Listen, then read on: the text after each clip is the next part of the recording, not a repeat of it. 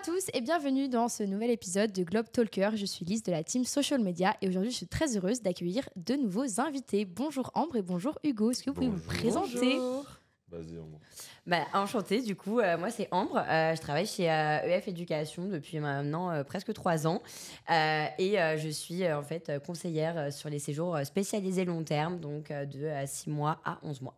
Trop bien. Ok, trop cool. Et moi, c'est Hugo, je suis le directeur académique chez EF et je suis chez EF depuis un peu plus de 8 ans maintenant. Merci beaucoup d'avoir accepté cette invitation. Dans cet épisode, on va parler de comment bien se préparer à un départ pour un semestre ou une année à l'étranger. Vous allez nous donner tous vos conseils, vos tips. C'est parti, générique. Globe Talker. On commence avec toi, Ambre. Qu'est-ce qui t'a finalement poussé à envisager de partir en séjour linguistique avec EF ? Alors moi c'est très simple, je pense que c'est une problématique un peu commune à tout le monde parce que je voulais faire du commerce international et j'avais un niveau catastrophique en anglais. J'ai failli louper le bac à cause de mon niveau de langue. Donc vraiment impossible d'accéder au concours des écoles pour rentrer en commerce international. Et du coup je me suis dit que la seule solution c'était vraiment de devenir bilingue avant de rentrer en université. Après le bac du coup et je me suis dit que j'allais partir en séjour linguistique. Donc franchement motivation professionnelle à fond. Incroyable. Et donc tu es partie dans quelle destination et combien de temps ? Alors du coup je suis partie à Dublin en Irlande pendant une année académique, donc à peu près 9 mois. Est-ce que tu pourrais nous parler, nous expliquer comment se passe une journée typique avec EF ? Ouais, en fait c'est très simple. L'emploi du temps quand tu arrives là-bas il se compose en demi-journée. Donc sur une partie de la demi-journée t'as cours et sur l'autre partie de la demi-journée t'es un peu libre de faire ce que tu veux. Donc moi c'est vraiment quelque chose que j'ai apprécié, d'avoir du temps libre pour moi, de découvrir la ville à mon rythme aussi. En plus de ça, quand on sait pas quoi faire, l'école elle met toujours un emploi du temps type. Avec des activités le matin, le soir, le week-end, où du coup tu peux vraiment t'inscrire uniquement aux activités qui t'intéressent. Donc c'est comme ça aussi qu'on s'est fait des amis au tout début en testant un peu les activités. Et sur l'autre partie de la demi-journée, du coup, tu es en classe. Donc moi j'avais 4h30 de cours par jour, du lundi au vendredi. Donc ce qui est vraiment pas énorme, mais ça permet aussi d'assimiler tranquillement les règles au fur et à mesure, de pas être trop en surcharge et de pouvoir vraiment exercer quand tu es en après-midi, quand tu es en activité l'après-midi avec les autres camarades, de pouvoir discuter avec eux et naturellement tu commences à améliorer, à appliquer ce que tu viens d'apprendre en cours le matin. Ok, trop bien. Et justement, tu nous parlais d'activités. Est-ce que tu pourrais nous raconter quelques activités que tu avais pu faire là-bas ? Ouais, en fait, il y a plein d'activités à faire. C'est vrai que moi, de l'Irlande, j'avais pas. C'est mes parents qui m'avaient conseillé. C'est pas quelque chose qui m'a intéressée, mais au final, j'ai adoré. Il y a plein d'activités. Moi, ce que j'aime bien faire, c'est des activités qui sont atypiques un peu. Okay. Notamment, l'un des premiers soirs de la semaine, on a fait une course de lévriers. Je savais pas du tout que ça existait. Donc, c'est vraiment comme les courses de chevaux, mais c'est des lévriers où tu paries et tout. Donc, c'était vraiment trop cool. On avait fait ça. On avait fait un bus tour, mais un peu style horreur pour découvrir. Okay. Pendant Halloween en fait, donc c'était hyper sympa de découvrir la ville mais dans un côté un petit peu plus horreur pendant les fêtes et tout. Donc on a fait plein d'activités comme ça. Je suis allée à Cork aussi pendant un week-end, donc à découvrir un petit peu ambiance Game of Thrones. Donc c'était vraiment varié comme activité et je me suis régalée. Incroyable. Pendant tes premiers jours, qu'est-ce qui t'a le plus marqué ? Alors, je pense que ce qui m'a le plus choqué quand je suis arrivée, c'est le nombre de nationalités différentes. T'entends tout le monde qui parle de façon différente. En plus, tout le monde appelle un peu ses parents pour les tenir au courant. Donc, tu les entends parler entre eux aussi. Et en fait, il y avait tellement de langues différentes, ça m'a choquée. Je savais pas vraiment où me mettre. Mais du coup, en fait, très vite, tu te fais des amis parce que tu vois que les gens, ils sont là comme toi, qui savent pas vraiment... ils sont tout seuls, en fait, dans l'expérience. Quand tu vois que tu es tous dans le même bateau, là, directement, ça crée des liens et c'est ça qui était trop cool. Et ce qui est bien, c'est que tu as pu te faire des copines du monde entier. Donc, je sais pas si tu avais une copine italienne, américaine. Ouais, absolument. Moi, je me suis fait des copains mexicains pour le coup. Ça a été gros coup de cœur avec la culture latino-américaine. Que je connaissais pas du tout parce que j'avais pas mis un pied en Amérique latine, mais du coup je me suis fait des copines et des copains mexicains avec qui vraiment j'ai accroché.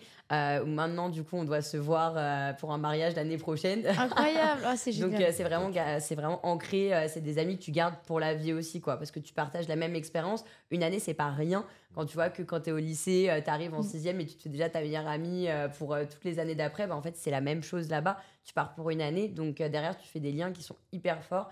Et en plus, tu as les mêmes ambitions que ces personnes-là. Donc derrière, tu es vraiment amené à les retrouver, quoi. Incroyable. L'anecdote du mariage, elle est vraiment juste trop mignonne. Maintenant, Hugo, on va se tourner vers toi. J'ai une petite question. Donc, à quel type de profil ce programme d'année de césure s'adresse-t-il ? Alors l'idée, c'est que de toute façon, ça soit quelque chose qui soit organisé sur mesure pour tout le monde. Donc en fait, on va avoir des profils un peu types. On a soit les étudiants qui vont être entre le collège et le lycée, par exemple. Ça commence à partir de 13 ans. Sinon, on va avoir une rentrée qui est spécifique, par exemple, pour les étudiants de seconde, pour qu'ils puissent partir entre la seconde et la première sans louper des cours. On va avoir toutes les personnes qui vont partir après la terminale, donc après le bac, tout simplement. Il y en a aussi qui partent parfois pendant le lycée s'ils suivent le CNED, donc les cours en ligne, par exemple. Et ensuite, il va y avoir souvent ceux qui soit sont un petit peu perdus, par exemple, ils savent pas trop ce qu'ils veulent faire en études supérieures, soit ceux qui veulent partir après leur licence, par exemple, ou ceux qui veulent partir avant ou pendant leur vie professionnelle. Donc en fait, pour chaque profil, la formation, l'académique, justement, va s'adapter et être en lien avec leurs projets, ce qu'ils ont envie de faire, ce qu'ils ont besoin aussi pour atteindre leurs objectifs. Donc ça sera du sur-mesure à chaque fois. Ok, et justement, tu nous parlais de Parcoursup. Il me semble qu'on peut cocher une case année de césure. Est-ce que tu pourrais nous en dire plus, qu'il y a encore plein d'étudiants qui ne sont pas au courant qu'on peut cocher cette fameuse case ? Carrément, à fond. En fait, c'est vrai que pour le programme spécialisé long terme sur lequel travaille Ambre, c'est un programme qui va être considéré comme une vraie césure, donc c'est chouette pour le CV. Et donc du coup, en effet, on peut cocher année de césure sur Parcoursup, ce qui peut dans pas mal d'options maintenant et de plus en plus. Et ça va l'être de plus en plus parce que la ministre de l'Éducation conseille l'année de césure après le bac maintenant, c'est qu'on peut geler ses vœux pour l'année d'après. Donc en fait, on peut faire ses vœux Parcoursup en terminale, obtenir X ou le nombre de vœux qu'on veut, mais même si c'est notre premier choix, on peut potentiellement le geler pour l'année prochaine et partir sur l'année de césure avant. Donc c'est cool, au moins on aura gardé nos vœux et ça nous permettra quand même de faire une année de césure. Sans perdre nos vœux, quoi. Donc ça, c'est chouette. Incroyable. Quelles sont les formalités à prévoir pour s'inscrire à un programme de séjour linguistique ? Alors, il n'y a pas de formalité spécifique. En fait, on fonctionne comme à peu près n'importe quelle université. On a des périodes données un petit peu d'inscription, et encore plus sur le programme justement sur lequel on travaille avec Ambre aussi. Et l'idée, c'est de pouvoir justement, durant ces périodes-là, de pouvoir se préinscrire. En fait, c'est un acompte concrètement qu'on va verser, pareil, quand on s'inscrit à la fac ou dans une école. C'est un acompte qui est compris de toute façon dans le prix du séjour, donc c'est pas quelque chose en plus. Et donc l'idée, c'est de simplement pouvoir mettre une place de côté en fait pendant que c'est encore possible de le faire sur l'année qui nous intéresse. Et ensuite, ce qui est chouette, c'est que vu qu'EF est propriétaire de toutes ces écoles, l'avantage c'est qu'on fait ce qu'on veut, il n'y a pas de sous-traitance, donc en plus ça reste modifiable. Donc si après les étudiants veulent changer d'avis, de date, de durée, de destination, partir un an après, passer de 1 an à 3 semaines l'été par exemple, ils pourront le faire sans aucun souci. Ok, d'accord, très bien. Et faut-il un niveau particulier ou un bon niveau de langue pour postuler à un séjour linguistique avec EF ? Alors ça, c'est le stress de beaucoup de participants et de participantes parfois, mais justement, vu que ce sont nos écoles, tous les cours sont faits en fait, les classes, c'est des petites classes sur mesure qui sont faites en fonction des étudiants, c'est même âge, même niveau et nationalité différentes. D'accord. Et donc l'idée, c'est que du coup, il n'y a pas de conditions pour partir. Ok. Il y a plus de 16 niveaux différents, donc c'est hyper divisé, c'est hyper précis. En général, on connaît tous les niveaux 1, A2, etc. Nous, on a divisé ça en plus de 16 niveaux différents. Donc, il y a vraiment des gens qui n'ont jamais parlé un seul mot d'anglais. Et à l'inverse, des gens qui sont aussi parfois très, très bons en anglais et qui ont besoin juste de se spécialiser dans un domaine. Et donc, dans ce cas-là, il y a des classes vraiment qui sont adaptées pour tout le monde. Donc, il y a 0 condition pour partir. Ok, très bien. Écoute, merci Hugo pour toutes ces informations. On va parler maintenant du thème du départ. Donc, Ambre, je me retourne vers toi. Quels sont, selon toi, les étapes essentielles pour bien préparer son départ à l'étranger ? Alors déjà, c'est savoir vraiment ce qu'on a envie de faire en termes de projet. Donc, c'est vrai que des fois, on est bloqué sur une idée. Moi, par exemple, je voulais vraiment aller aux États-Unis, mais mes parents m'ont dit que ça allait pas être possible. L'Irlande, comme j'ai dit tout à l'heure, ça m'intéressait pas plus que ça. Mais en fait, c'est en discutant aussi avec le conseiller qui a vraiment pu m'orienter. Parce que moi je voulais un travail en plus sur place, donc c'est vrai que c'est dans les États-Unis, c'est pas quelque chose qu'on recommande forcément ou qui est possible, donc du coup c'est bien d'avoir un conseiller et de discuter avec lui pour aussi qu'il prenne en compte nos besoins, nos attentes et vraiment qu'il puisse nous orienter sur la destination qui nous correspond le mieux. Donc avant même de préparer le séjour, c'est préparer vraiment le séjour qu'on veut avec la destination. Une fois qu'on sait vraiment ce qu'on veut, qu'on a bien été conseillé, c'est trop cool de préparer un départ. Il y a plein d'enthousiasme qui va avec. Moi, je me suis abonnée au compte Instagram du coup de EF Dublin. Il y a plein d'informations dessus. On voit les activités, on voit les vidéos du campus, les étudiants. Ça nous permet vraiment de se projeter. Et derrière, du coup, j'ai commencé à noter un petit peu les petites adresses que j'avais envie de faire pour visiter en termes de voyage, d'activités et tout. faire ma petite to-do list de tout ce que j'ai envie de préparer pour mon séjour. Parce que mine de rien, quand on part sur une année, deux bagages ou un bagage, ça paraît petit. Donc, il faut bien préparer tout ça aussi. Et après, même en discuter autour de moi pour avoir des recommandations, des personnes qui sont déjà parties à Dublin, qui ont pu me donner plusieurs trucs à faire sur place. Et si je peux me permettre aussi, chaque étudiant est suivi par son conseiller tout le long de la préparation aussi. Ok. Donc c'est chouette parce que les étudiants, ils ont toujours le contact, par exemple avec les étudiants de Ambre, ils sont toujours en relation avec Ambre aussi. Et après, on organise plein de réunions pré-départ aussi tout le long de l'année. Comme ça, les étudiants, ils voient tout, la checklist de la bague des valises, que faire sur place, etc. Donc, ils sont vraiment accompagnés de A à Z. Ouais, c'est ça l'idée. Il n'y a personne qui part de toute façon tout seul. Et une fois qu'ils sont inscrits, ils sont suivis toujours par la même personne. Donc ça, c'est chouette. Ok, incroyable. C'est vraiment un accompagnement personnalisé.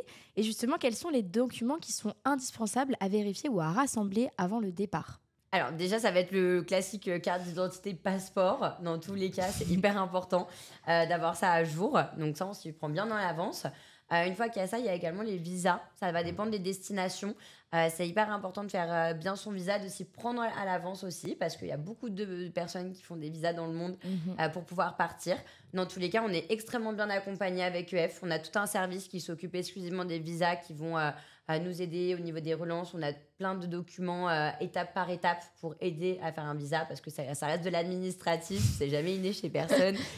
Donc on est vraiment bien accompagné au niveau des visas. Et plus tôt on le fait, plus on est tranquille aussi. C'est ça en moins à se prendre la tête pour préparer un séjour. Et après, tout ce qui va être aussi au niveau de l'assurance santé en document. Là aussi, EF a sa propre assurance. Moi, j'étais partie avec l'assurance directement Erika, celle que propose EF, qui inclut responsabilité civile, les frais médicaux, le rapatriement. Donc, j'ai eu deux fois où j'ai dû aller chez le médecin. C'était entièrement couvert. Il n'y a pas eu de souci là-dessus. Donc, voilà, c'est vraiment les big documents à avoir en tête, et aussi pour avoir l'esprit tranquille pour partir. Partir sans stress et être vraiment libre d'esprit. Hugo, petite question. Donc, y a-t-il une checklist que tu recommandes systématiquement aux futurs participants ? C'est un peu en lien un petit peu avec ce que disait Ambre avant. C'est un petit peu, c'est tout bête et un peu cliché, mais de savoir un peu pourquoi on part, c'est important.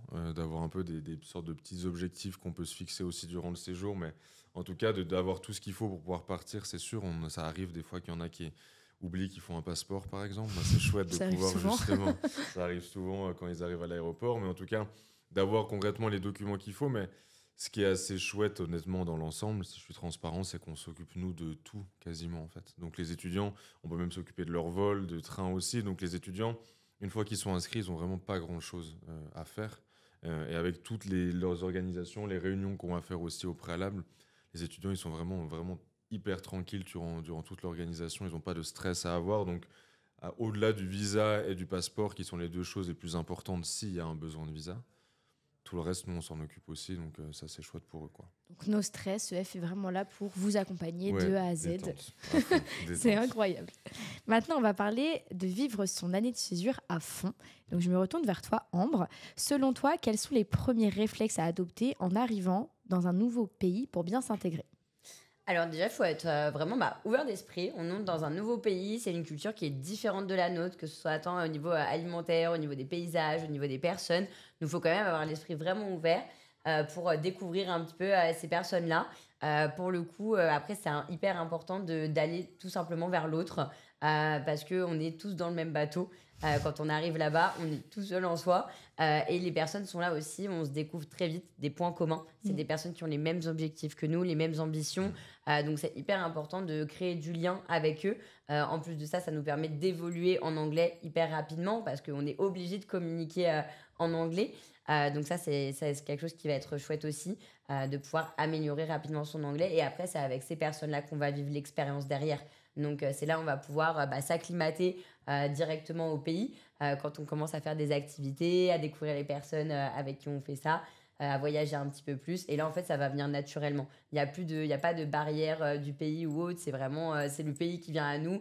Et on se dit, OK, j'ai tout à faire ici parce que ça va avec mes ambitions perso, mes ambitions pro aussi. Incroyable. C'est vrai, c'est très Beau, beau. hein. On mettra ça en description, c'est incroyable. Et Et justement, est-ce que toi, Ambre, au début, tu étais stressée de ne pas pouvoir te faire des amis ou d'aller vers les autres, justement? Ou ça a été directement très facile pour toi? Alors, moi, je suis pas quelqu'un de très stressé parce que dans tous les cas, j'étais ravie de... Pas sur ce domaine-là, mais j'étais ravie, en fait, de pouvoir partir à l'étranger parce que je me suis dit, dans tous les cas, ça va me faire une année de coupure parce que j'en avais marre du lycée, donc j'avais hâte. J'avais quand même cette petite boule au ventre de me dire, et si je m'entends pas avec les personnes ou si je me sens pas bien? Et en fait, pas du tout, parce que c'est juste hyper enrichissant. On sort de notre zone de confort aussi. Ça fait du bien de découvrir d'autres personnes, de découvrir d'autres cultures, que ce soit tant le pays qui est une autre culture, mais aussi les personnes avec qui on est, qui eux viennent d'une autre culture, de découvrir tout ça. J'ai pas eu du tout de mal en fait à me faire des amis sur place parce que direct on vient à parler parce qu'on va pas tous rester chacun dans notre coin pendant 9 mois de l'année. Donc c'est impossible, vraiment les liens se créent très rapidement. C'est quelque chose que j'ai remarqué tout de suite. Dès que tu arrives là-bas, déjà la veille, tu arrives dans ton hébergement. Donc déjà, tu vas créer un premier lien. Tu fais le trajet en cours avec les personnes que tu viens de rencontrer pour aller à l'école. Et là, après, vient la journée d'intégration où tu vas rencontrer encore plus de personnes, que ce soit dans ta classe. Donc en fait, le mix est bien fait, que ce soit entre activité, hébergement et les classes, pour rencontrer plein de personnes aussi. Donc, tu auras toujours l'occasion d'aller vers quelqu'un ou quelqu'un qui va venir à toi. Donc, il n'y a aucune difficulté à se faire des amis et ça va très, très vite.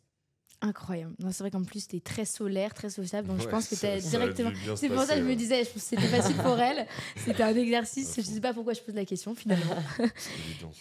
Et donc, toi, Hugo, maintenant, est-ce que tu recommanderais de fixer des objectifs personnels pendant l'année de césure sur, par exemple, un niveau d'anglais, des destinations de voyage, se fixer des objectifs à dépasser durant son année de séjour? Ouais, c'est une bonne question. Alors en plus, ça va dépendre un petit peu aussi des gens qui vont partir, parce qu'il y en a beaucoup aussi des fois qui partent parce qu'ils ont besoin de faire une pause aussi, ou parce qu'ils ont envie de trouver un peu ce qu'ils ont envie de faire dans la vie.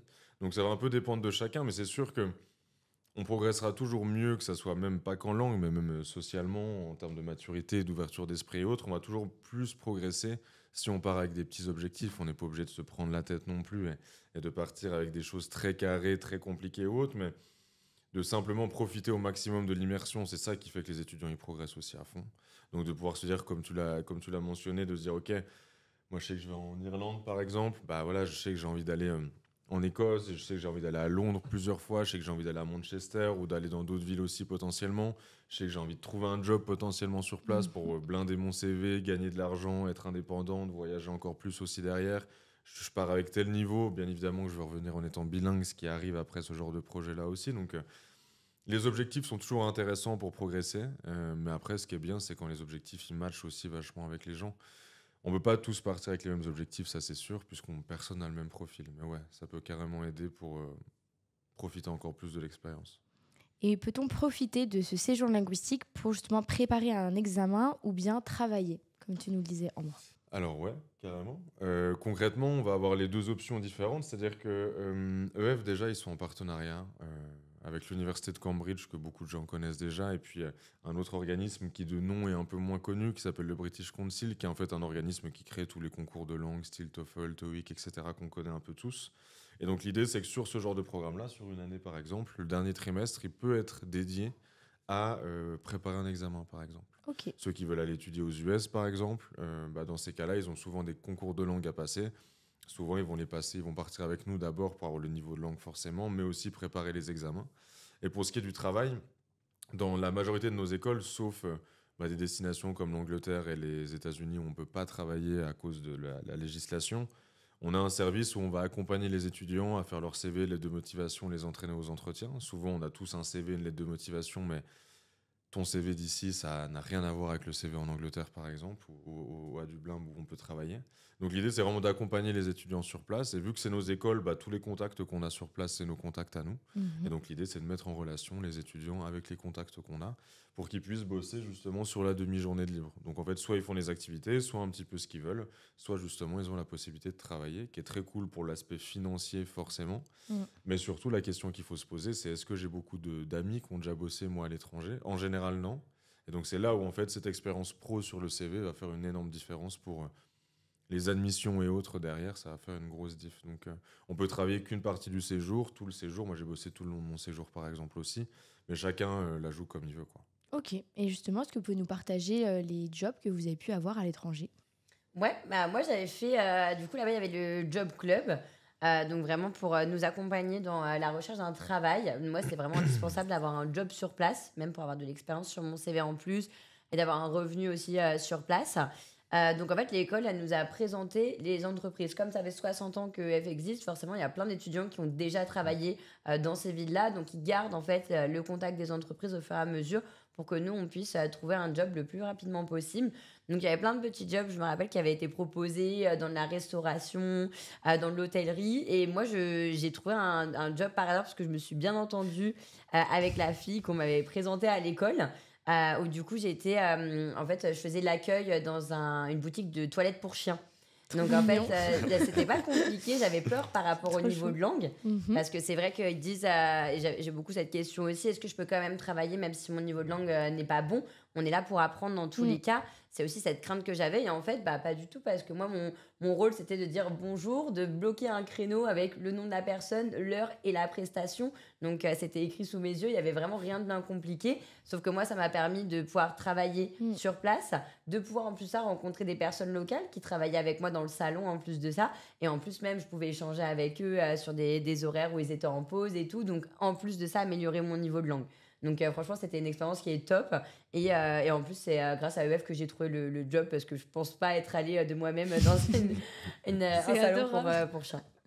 C'est chouette. Ok, pas mal. Et pour rebondir sur ce qu'elle a dit sur le niveau de langue et les questions qu'on peut avoir là-dessus, ça va te paraître évident ce que je vais dire, mais en fait, moins bon on est, plus vite ça va au début. Donc en fait, les progrès, parce que plus on est bon, plus c'est du perfectionnement. Donc souvent, les gens sont stressés, se dire, ok, moi ça va me prendre des mois pour pouvoir travailler parce que je pars en ayant un niveau bas ou moyen ou peu importe. Et au final, au début, c'est l'anglais, ça va hyper vite.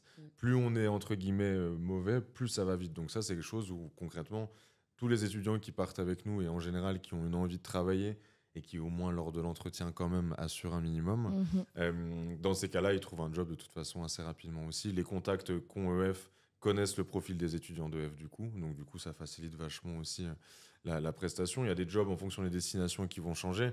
Moi j'ai bossé dans un café parce que j'étais vraiment pas bon en anglais de base, donc je voulais un vocabulaire très simple mais où on parlait beaucoup. Il y en a qui bossent dans des clubs de plongée, par exemple. Il y en a qui vont travailler aussi dans des vraies entreprises derrière. Entre guillemets, des vraies entreprises, je m'entends, mais des gens qui ont déjà un niveau d'anglais, qui veulent travailler dans du marketing, par exemple, du poussé, ouais. management, de la finance ou autre, qui veulent une expérience encore plus pro, par exemple. Ça, il n'y a pas de souci non plus, quoi. Et ça n'empêche absolument pas les participants de, eux aussi, chercher les entreprises qui les intéressent sur place. Nous, on les aide, on a nos contacts. Après, s'ils recherchent de leur côté aussi, ils peuvent travailler avec qui ils veulent. L'idée pour nous, c'est que l'expérience soit la plus complète pour eux derrière. Ok, d'accord. On parlait justement donc de ce stress avant de prendre un travail ou d'aller vers les autres. On va parler maintenant de la place du voyage dans la confiance en soi. Quels bénéfices personnels retires-tu de ton séjour linguistique avec EF? En fait, on va prendre confiance en soi petit à petit avec des petites tâches anodines. Donc, par exemple, on va aller prendre son café le matin, on va le demander en anglais. On peut prendre les transports, commencer à lire dans les transports, demander son chemin. En fait, il y a plein de petites actions comme ça qu'on va être obligé de faire parce que c'est le quotidien, c'est des choses qu'on fait au quotidien. Et sans s'en rendre compte, c'est comme ça qu'on va prendre confiance en soi. Parce que bah, du coup, on n'a plus peur parce qu'on est obligé, on est contraint de faire ça dans tous les cas si on veut pouvoir aller d'un endroit à un autre, ne serait-ce que commencer par aller sur le campus en fait. Donc c'est vraiment comme ça qu'on va prendre confiance en soi. Et plus on va aller comme ça à demander des petites choses, plus ça va nous paraître naturel. Moi, ce qui est cool, et c'est là où j'ai commencé vraiment à prendre confiance en moi, surtout dans la langue, c'est le moment où je me suis mis à réfléchir en anglais. Ça m'avait vraiment surpris. Parce qu'au début, donc, j'avais un petit peu du mal et tout. Et puis après, j'étais là, je me disais, mais il est où mon sac? Sauf que dans ma tête, je me le disais en anglais. Et là, je me suis dit, ok, là, je suis peut-être bilingue. Je me suis peut-être affolée C'est vrai sur que le ça bilingue. commence comme Mais ça. en fait, c'est là où je me suis dit, ok, en fait, je peux faire ça. De moi-même, je pense et je me mets à réfléchir en anglais. Donc ça, c'est trop cool. Et là, je peux commencer à avoir confiance en moi. Et je participe en cours. Et j'invite mes copains à faire des événements ensemble. Mais même si mon anglais n'est pas parfait, bah, en fait, on se comprend. Et on est là pour apprendre. Et du coup, là, on va vraiment avoir confiance en soi au fur et à mesure du séjour. Et comme disait Hugo, ça va très vite. Comme on est débutant et qu'on a du mal à avoir... a du mal à s'exprimer, en fait, quand on est plongé dans l'immersion comme ça, l'apprentissage il vient vraiment rapidement. Donc ça qui est trop cool. Alors justement, si tu devais donc regarder ou même comparer la Ambre avant et après séjour, c'était quoi déjà ton niveau? Et même toi, pour ta confiance, si tu devais comparer les deux Ambres, qu'est-ce que tu pourrais dire? Euh, Moi, je pense que c'est pour ça que je fais ce métier aussi aujourd'hui. Tout simplement parce que c'est pas la même personne. Déjà, dans un premier temps, moi, j'avais un mauvais niveau d'anglais, comme je disais tout à l'heure. Je suis ressortie avec un très bon niveau. Ça m'a permis d'accéder à une école de commerce internationale. Maintenant, je travaille dans les langues. Je suis en contact tous les jours avec les directeurs d'école où je suis obligée de parler en anglais, où j'ai pas de difficultés. Donc, c'est ça qui est trop cool. Et au niveau de la confiance en soi, en fait, vraiment, tout change. Parce que déjà, on est hyper ouvert d'esprit. On est hyper ouvert face aux autres cultures, face aux pays. Enfin, moi, maintenant, je sais que on peut me mettre dans n'importe quel pays. Je sais que c'est des cultures qui sont différentes. Je suis vraiment ouverte par rapport à ça. Même au niveau de la conversation, c'est toujours enrichissant pour les personnes de parler de voyage, de leur raconter ce qu'on a fait, de leur faire découvrir. Ça reste une culture hyper intéressante. Et je sais que moi, maintenant, ça fait partie de mes premières conversations quand je rencontre quelqu'un. Un ami d'un ami ou qu'on fait un dîner ensemble, bah forcément quand je vais dire bah ouais moi j'ai fait 9 mois en Irlande, ah bon t'as vécu 9 mois en Irlande, et hop d'un coup ça va enchaîner une conversation aussi qui est intéressante autant pour moi à raconter que pour lui à découvrir. Donc même à ce niveau là c'est vraiment enrichissant en maturité aussi. Moi je suis partie, j'avais 18 ans. Je me suis retrouvée du coup à faire mon travail, à me débrouiller toute seule. J'avais quand même mes parents au bout du fil, hein, mais bon, ils sont pas sur place. Donc j'ai vraiment pris en maturité et ça a absolument tout changé derrière. Et après, bah, moi, je suis restée dans le commerce international parce que c'est aussi une passion, tout ce qui va être voyage et découverte culturelle. Mais à l'heure actuelle, ça me permet vraiment de pouvoir m'améliorer de jour en jour, de discuter de façon plus mature, intéressante avec les personnes et hyper ouverte à la culture. Donc vraiment, tu croques la vie un peu à pleines dents parce que tu es OK pour aller faire tout ce qu'on te propose, justement parce que tu as cette ouverture d'esprit que tu n'avais peut-être pas avant. Ok, incroyable. Ça donne vraiment envie de partir quand on entend ton témoignage. Quels bénéfices personnels les étudiants retirent-ils souvent d'une année de séjour à l'étranger? Bah, il y en a plusieurs quand même. Forcément, en fonction des objectifs dont on parlait tout à l'heure, certains vont être plus faciles on va dire, à quantifier que d'autres. Moi, je sais qu'à l'inverse, je pensais être justement confiant avant de partir, et comme beaucoup d'étudiants. Et au final, quand on arrive le jour avant de partir, on se rend compte que bah, pas tant que ça au final. Et c'est vrai que le premier jour où on arrive, il n'y a pas une personne qui dit bonjour de la même manière, etc. Donc c'est là où on se dit, ok, c'est un peu cliché, mais c'est vrai, quoi. J'y suis, et là, c'est parti, quoi. Je connais pas, je maîtrise pas, en fait. Je suis pas chez moi avec mes parents qui sont à un quart d'heure si j'ai envie ou peu importe. Là, je dois vivre ma vie, être responsable. Donc, en tout cas, l'autonomie et l'indépendance, c'est quelque chose qui revient très souvent. Et ça vient autant des étudiants, pour les jeunes, parce qu'il y a des participants aussi, encore une fois, qui sont déjà des adultes et des pros aussi. Mais pour les plus jeunes, en tout cas, et même ça, c'est quelque chose qui vient beaucoup des parents aussi, qui nous recontactent en nous disant, bah ouais, bah là, en tout cas, il y a un peu un avant-après. Et c'est toujours un peu ce qu'ils ont en tête, les parents, de se dire, ok, j'ai envie que mon enfant il soit un peu plus responsable, indépendant, mature. Donc, tout ce que Ambre a pu dire sur la maturité, ouverture d'esprit, autonomie, indépendance, c'est quelque chose qui revient à chaque fois. Les bénéfices aussi, ça va surtout être sur le CV. Le CV va vraiment changer énormément et se transformer très rapidement. Surtout quand on a un jeune CV où, bah voilà, quand on sort de lycée par exemple, on a peut-être un ou deux jobs étudiants et encore pour certains, mais on a tous la même chose quoi en CV. Et c'est vrai que de pouvoir avoir potentiellement une expérience pro à l'international quand on a 17, 18, 19 ans, il n'y a quasiment aucun de nos potes qui ont déjà fait ça en général à cet âge-là. À la fin, on reçoit un diplôme quand même qui est certifié, accrédité par l'université de Cambridge, qui est une des plus grandes universités du monde aujourd'hui, plus EF, entre guillemets, pour resituer aussi, qui est la plus grande école de langue qui existe également. Donc forcément, pour un jeune CV, c'est super intéressant. Ça permet d'avoir des attestations de langue aussi pour éviter parfois des concours ou autres. Ça aide vachement dans les entretiens, vu qu'on entraîne aussi les étudiants à passer des entretiens, préparer un dossier, préparer leur avenir aussi derrière. Ils ressortent en général bilingues ou quasiment bilingues aussi à chaque fois. L'idée, concrètement, pour résumer, elle est assez simple, c'est que la langue, dans ce genre d'expérience-là, c'est un peu le b.a.-ba de ce que va proposer le programme. C'est vraiment ça, c'est une certitude, ça va se passer, il n'y a pas de problème. L'idée, ce sur quoi on travaille sur l'académique, c'est surtout faire passer les étudiants un peu au niveau supérieur, mais un peu dans tous les domaines. Ça peut être sur le travail en groupe, faire du travail de recherche, l'aisance à l'oral, la maturité, etc., tout ce qu'on vient de voir avant. Donc c'est vraiment un peu rester un peu qui on est, mais à un niveau supérieur sur à peu près tous les aspects. Et forcément, ça facilite grandement la suite. On a souvent, dans le domaine qui nous intéresse, on a des meilleures écoles. Donc, si on a une meilleure école, on a des meilleurs stages de fin d'études, on a des meilleurs jobs derrière, des meilleurs salaires aussi. Donc, C'est vraiment une sorte un peu d'effet boule de neige, on va dire, où c'est un investissement d'argent, mais de temps surtout. Et c'est vraiment quelque chose qu'on fait qu'une fois dans la vie. L'idée, c'est de le faire une fois, de faire une croix sur l'anglais, parce qu'après, ou l'espagnol, ou le coréen, on peu importe la langue, mais sur la langue qui nous intéresse, pour qu'après, vraiment, toutes les portes soient ouvertes.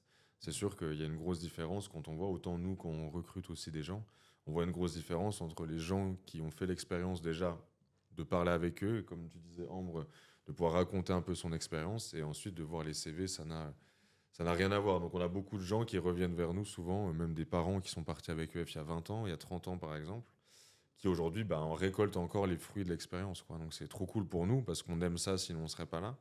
Mais en tout cas, les bénéfices, ils sont vraiment sur tous les aspects, et de la personne, mais aussi en termes de compétences et de connaissances, quoi. Puis l'histoire est magique parce qu'aujourd'hui, Ambre, tu travailles chez EF. Ça t'a vraiment permis d'évoluer, de faire toi cette nouvelle Ambre. Donc c'est vraiment Ça tue. trop mignon. Absolument, la boucle est bouclée. C'est bouclé, carrément.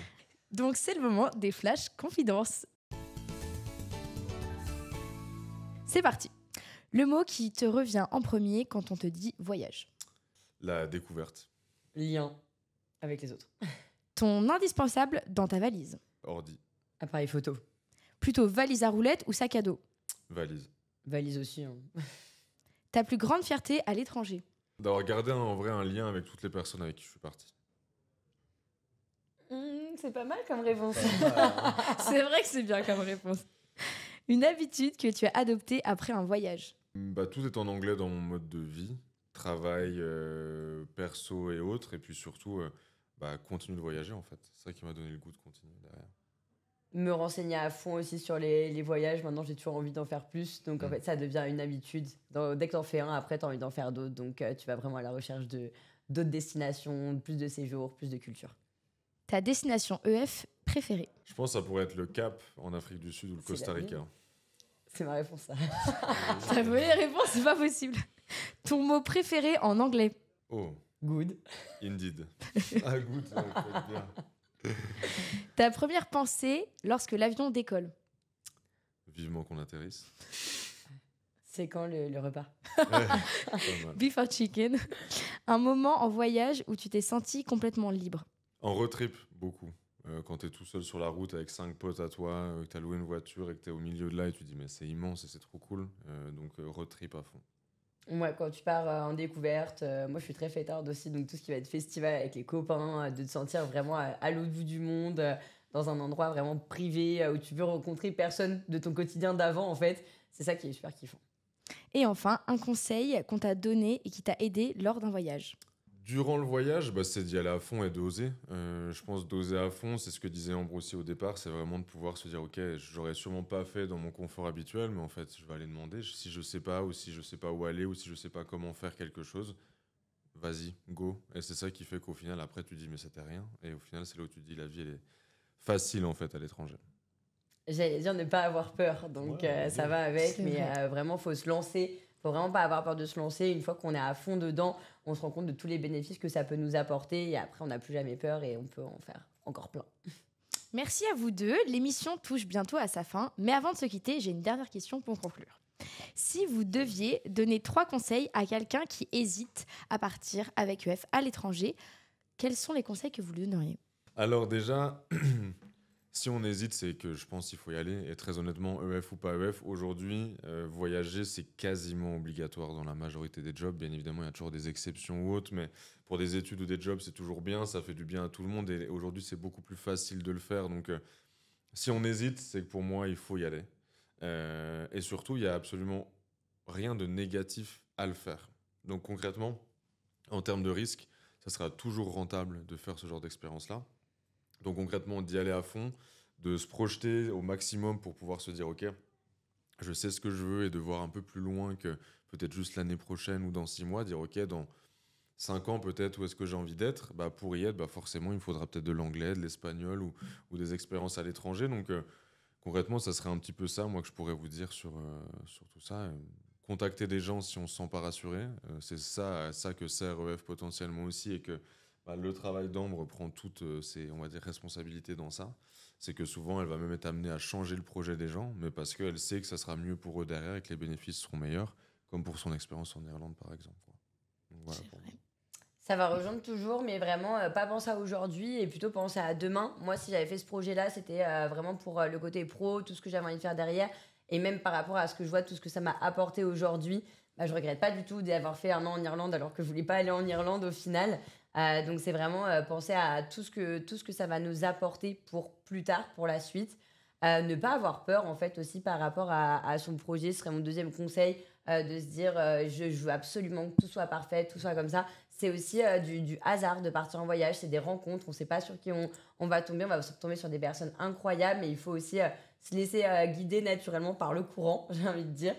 Et aussi ne pas voir ça vraiment comme une dépense, mais plutôt comme un investissement. En fait, dans tous les cas, quand on part en séjour, ça a un coût, que ce soit pour du tourisme ou pour des raisons pro ou perso, mais c'est un investissement qui nous servira pour plus tard, qui est hyper avantageux. En fait, les voyages, c'est un petit peu le seul dépense qu'on a, mais où on revient encore plus riche d'émotions, de souvenirs. Donc, c'est hyper important de voir ça comme ça.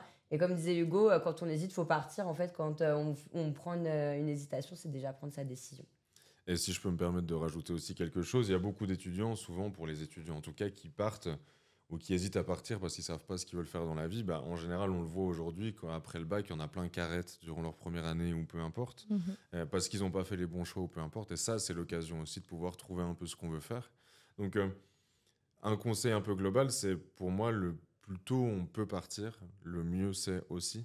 Parce que plus vite on va récolter les bénéfices qu'on aura derrière. Alors peut-être qu'on veut faire des études en marketing par exemple, ou dans le luxe, ou dans la mode, ou même dans le droit par exemple. Bah forcément, plus tôt on part, plus tôt on aura une meilleure école, des meilleures expériences, donc meilleure licence, meilleur master, meilleur job aussi derrière. Donc l'idée c'est de partir, je pense, en tout cas le plus tôt possible quand on peut le faire, quoi. Très bien. Merci beaucoup à Avec vous deux plaisir, d'avoir merci été à toi. présents Merci à aujourd'hui toi. sur cet épisode. N'hésitez pas à nous suivre sur notre TikTok et notre Instagram. Et moi, je vous dis à bientôt dans un prochain épisode. Merci à vous. À Au revoir. bientôt, ciao. Au revoir.